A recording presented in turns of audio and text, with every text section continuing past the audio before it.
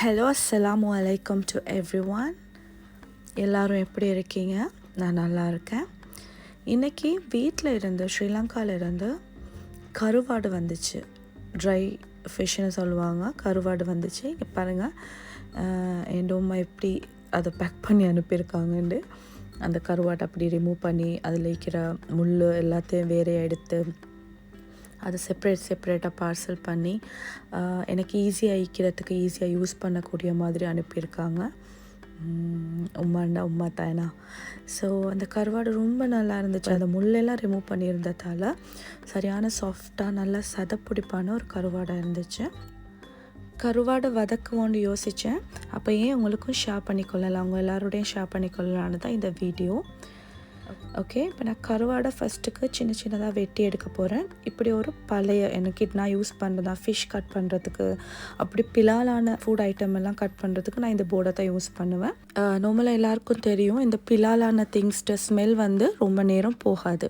Okay, கருவாடில் ரொம்ப டிஃபிகல்ட்டான task என்னென்னா இந்த ஸ்கின் ரிமூவ் பண்ணுறது. பட் இந்த கருவாடு, இந்த முறை எனக்கு அனுப்பியிருந்த கருவாடில் ஸ்கின் இப்படி ஈஸியாக ரிமூவ் பண்ணக்கூடியதாக இருந்துச்சு. ஸோ எந்த விதமான டிஃபிகல்ட் டாஸ்க்கும் எனக்கு இருக்கல.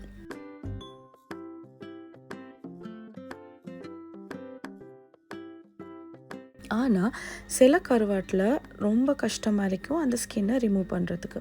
அதுக்கான ஒரு ட்ரிக்ஸ் என்னென்னா, நம்ம அந்த ஸ்கின் நிற்கிற ஏரியாவை நல்லா ஹீட் பண்ணிக்கொள்ளலாம். இதை மாதிரி ஒரு லைட்டர் எடுத்து ஹீட் பண்ணிடணும். இல்லாட்டி நம்ம அடுப்பு பற்றி அதுக்கு மேலே நம்ம அப்படி பிடிச்சிட்டு இருந்தோன்னா அந்த ஸ்கின் ஏரியா சாஃப்டாகி லூசன் ஆகும். அப்போ நம்ம ரிமூவ் பண்ண ஈஸியாக இருக்கும். இது நிறைய பேருக்கு தெரிஞ்சிக்கலாம். உங்களுக்கு தெரிஞ்சிருந்துன்னா அதை ஸ்கிப் பண்ணிடுங்க. தெரியாதவங்களுக்காக நான் இதை சொல்கிறேன்.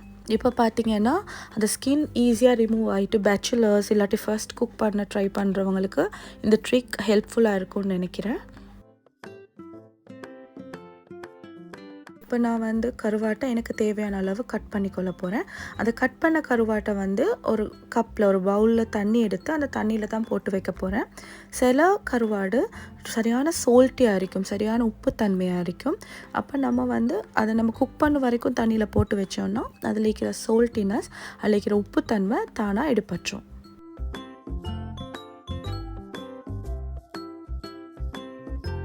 ஓகே, குக்கிங்க்கு தேவையான இன்க்ரீடியன்ட்ஸ் பார்க்கலாம். சில்லி, கார்லிக், அப்புறம் கொஞ்சம் கருவேப்பிலை, கொஞ்சம் இல்லை நிறையவே கருவேப்பிலை எடுத்துக்கோங்க. அதை மாதிரி ஆனியன். நிறைய பேர் கருவாட்டுக்கு கார்லிக் யூஸ் பண்ண விரும்ப மாட்டேன், பிடிக்காட்டி இதை ஸ்கிப் பண்ணிக்கோங்க.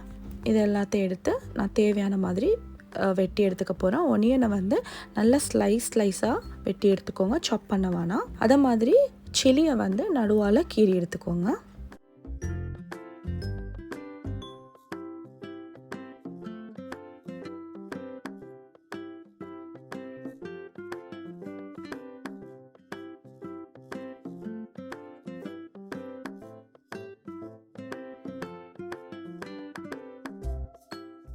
இப்போது ஒரு பேனில் தேவையான அளவு ஆயிலை விட்டுக்கோங்க. நான் ஒரு க்ளே பாட் எடுத்திருக்கேன். ஏன்னா அப்படியே அந்த நாட்டோட ஸ்மெல்லும் நாட்டோட டேஸ்ட்டும் கிடைக்கும் நம்ம க்ளே பாட்டில் குக் பண்ணும்போது.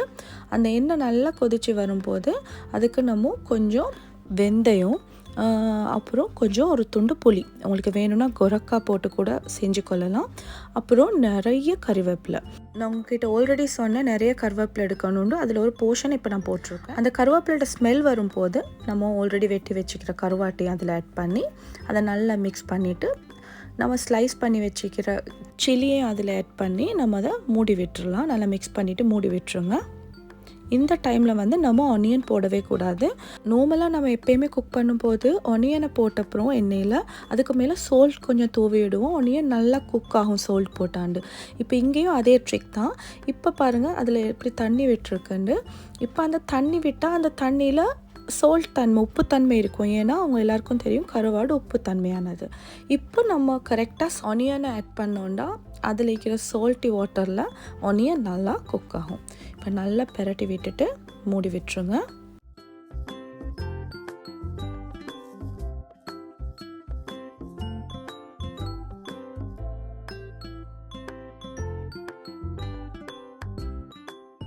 கொஞ்சம் நேரம் கழித்து பாருங்கள் எப்படி அது நல்லா தண்ணி விட்டு சால்ட்டி தண்ணி விட்டு குக் ஆகிட்டுருக்குன்னு.